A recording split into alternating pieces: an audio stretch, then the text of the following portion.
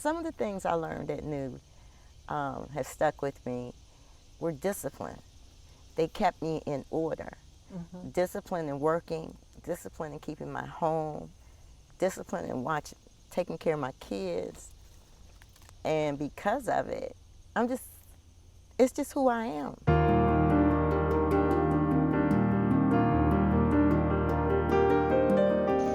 I think that what happens, well, let's save some of this for. Okay. Yeah, I'm sorry. I'm almost done. The camera loves you guys. If you say so.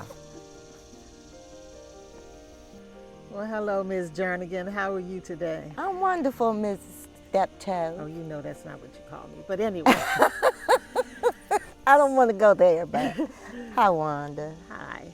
So nice to be out here on such a great day, weather-wise, and to be able to talk to you in your own home, which just makes my heart leap and smile. Oh, thanks. So just tell me about what brought you to New when you first got to us, and how your journey at New has kind of helped you with your journey with what I call beyond the walls of New. Um, I had a drug habit and had lost my home. My kids were displaced, and I was homeless. I was just in the street. And my father came to me, found me, and he got me into detox. And I've been to detox plenty of times before, but this particular time, I didn't want to go into detox and go back into the street because I knew what would happen. So I really just wanted to get my life together. Okay. They sent me to a rehab center, or one of the in the city, and then I spent 90 days there, and I came to New in March of 2007. And it's funny you asked, that first day, you guys gave me a key to my own door. And I felt like I finally had a home. I had no roof. Because the old building Right. was set up where we had walls, but we didn't have a ceiling. Right. But it was fine. Yeah, the walls didn't go all the way up to the ceiling. Right. So, but I had a key and a lock and a door, and it let me know that I wasn't as bad as I thought I was. Okay. And my counselor knew, my case manager, Miss Allen, she rode my back hard. I mean, you too. Because I'm stubborn and I'm independent and I'm intelligent, or at least I think I'm intelligent. You are. I had a great career before I got to you guys, before I screwed my life up. And my biggest problem was you couldn't tell me anything. And I had to learn the hard way.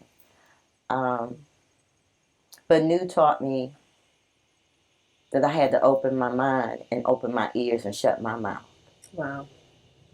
If I was ever going to get anywhere, if I was ever going to do anything, that there were people in the world more intelligent than me. Wow. I think we all have had to learn that at some point in our lives, but go ahead. I think I was 44. I was 44 years old. And I was tired of screwing my life up.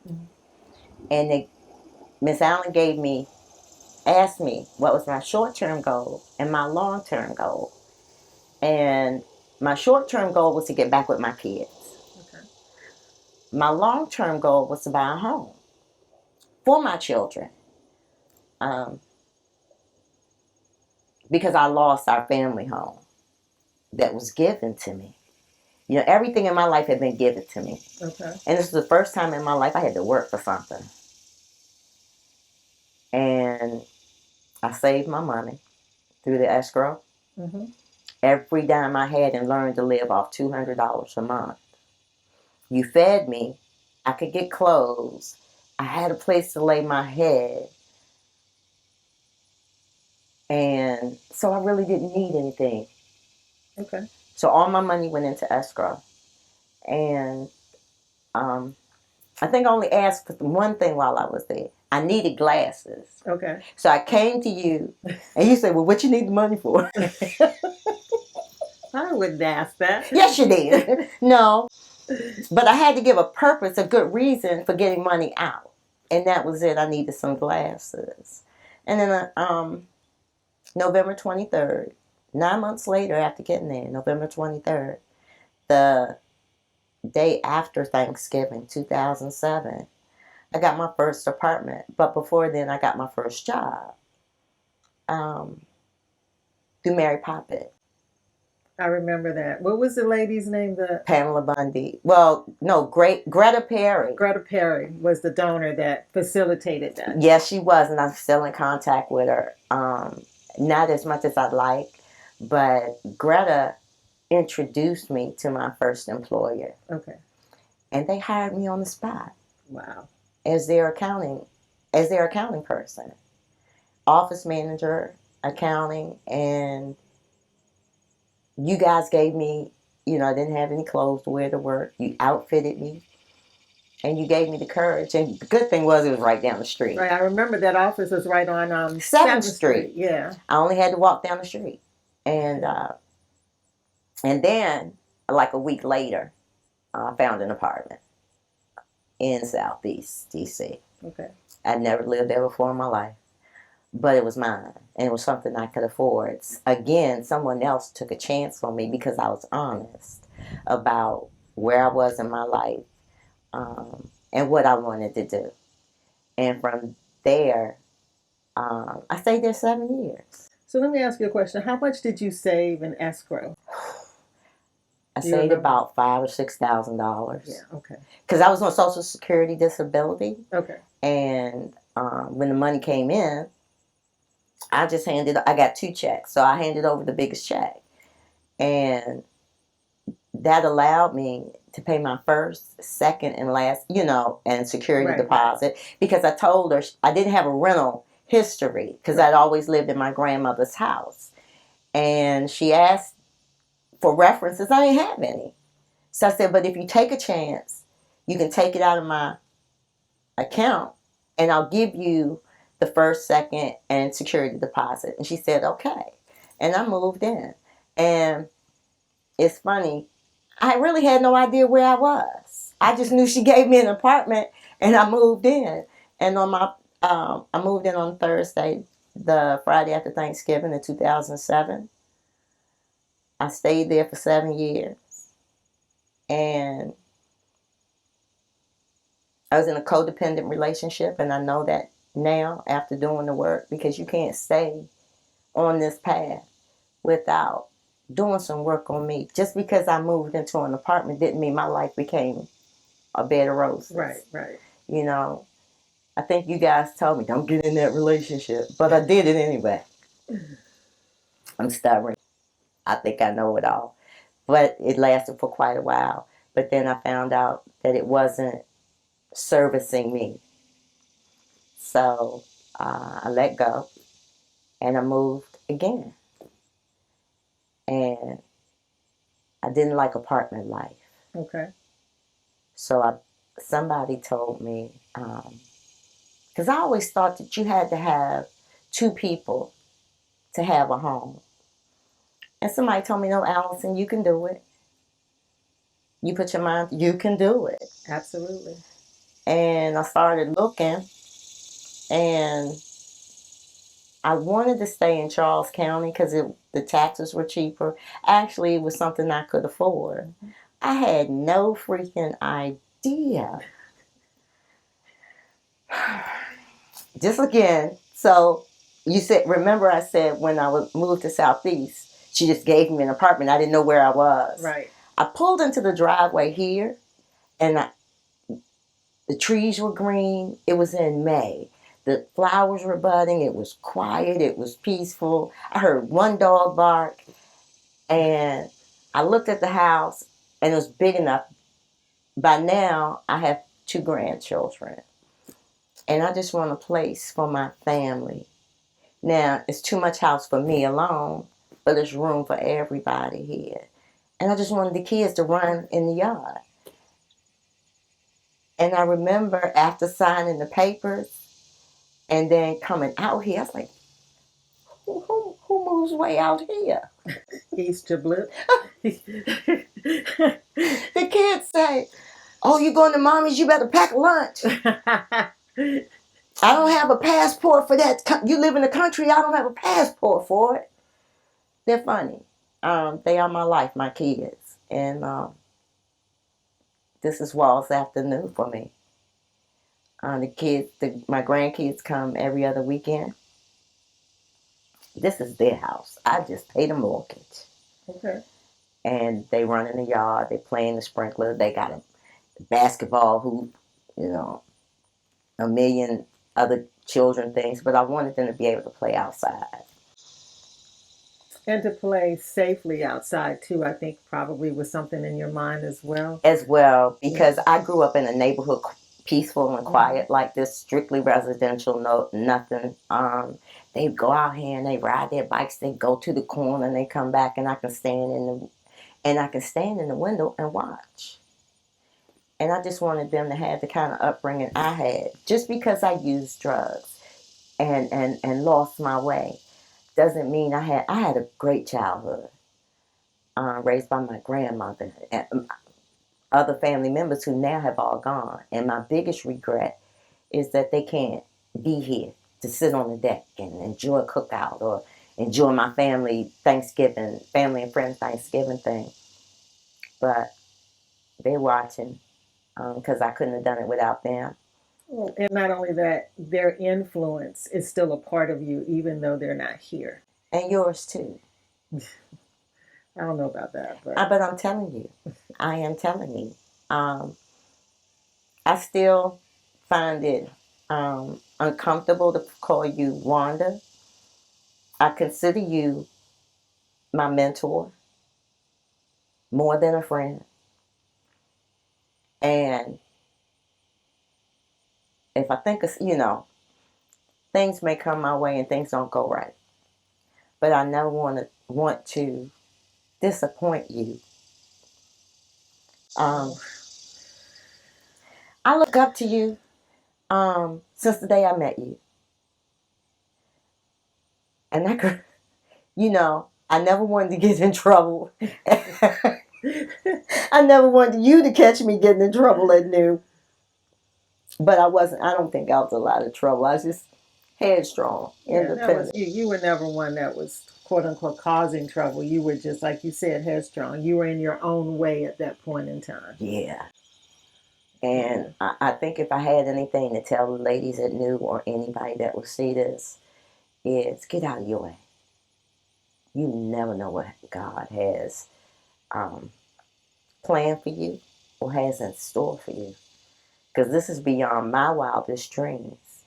I didn't do this. God prepared me, and He prepared the way, and I just walked into it. Woo! Sorry about that one. Yeah. One thing about living out here, you find a lot of insects are bigger than they are in the city. Oh, absolutely. But I wouldn't give anything for it. Absolutely. Absolutely. You talked about some of the things that you had learned and you, like when I walk in your house, you invited me here once before, and I was so honored that you wanted me to come. But your house is spotless. It's beautiful and it's very welcoming. I can see, when your grandkids come in, that they feel like, and your kids, that this is home. So I want to commend you on that, and it's beautiful. I'm very, very, very proud of you and what you've accomplished.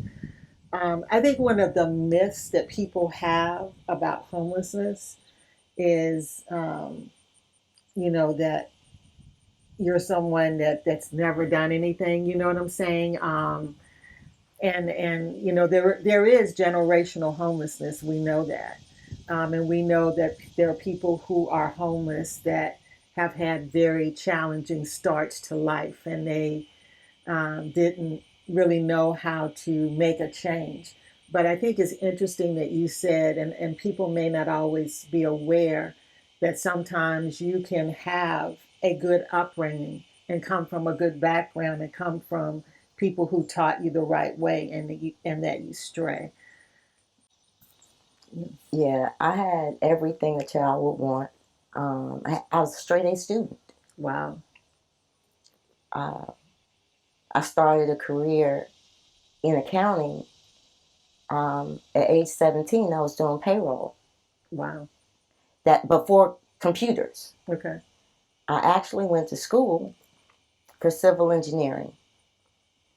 UDC lost their accreditation midway through my term, and I was still doing payroll and accounting on the side because at that time, in the 80s, I think it was $33 a credit hour. UDC had just opened, and I just kind of fell back on what I knew, and it became a passion.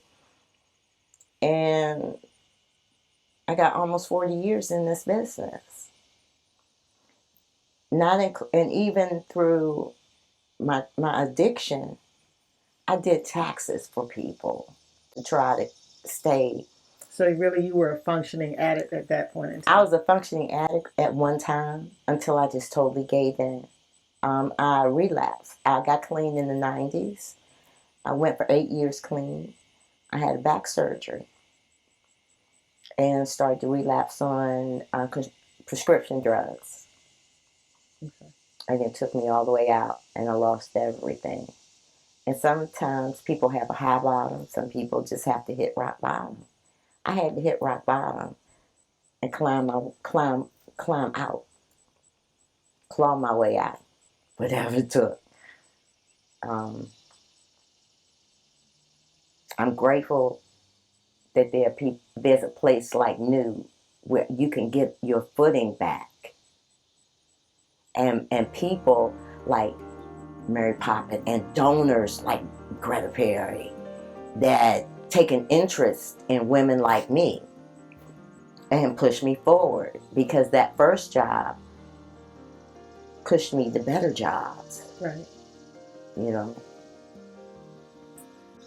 Well, again, I'm really proud of you, and I'm also very excited that you have agreed to be a member of our board of directors. With your accounting background, we were looking for people to serve on our finance committee. So, um, how's it been for you to be on the board? I know it's only been, what, 4 or 5 months? About 4 or 5 months, Yeah. since April Okay.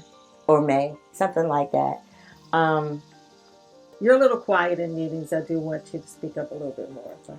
I'm getting my footing, Okay. okay, and I'm listening. Okay. Um, I, I was grateful and humbled to be asked, because I need to give back. Not need, it's an honor to give back to a place that gave so much to me, and so that I can let people know that something like this is possible, um, and to sharpen my skills and use the skills to help us move forward. Yeah. You know, I listen to meetings. I'm going to be a bigger part, but I'm a little apprehensive rather than shy. Um, I enjoy listening, Okay. and I learn more by listening, and I read everything that you send. Um, I'm just waiting for the chance. I don't know if I can make what difference I really can make, you know, what I can actually bring to the table. So I will get in where I fit in, wherever you guys need me or whatever you need me to do. Okay? You will bring a lot to the table, and especially with your experiences, and you'll bring a lot to the table. And I'm just grateful that you said yes, and really look forward to how you will give back to the organization, and how will benefit from your experiences and your knowledge base. Thank you. So, yes, again, thank you so much. Thank you for allowing me to come out. Oh, anytime. It's a great way to start a Friday in a peaceful environment around nature. Even if it is Easter Blip. Even if it is Easter Blip. Thank you, Allyson. Again, really proud of you, and Thank you. look forward to how you continue to reach your goals as you move forward. Thank you. All right.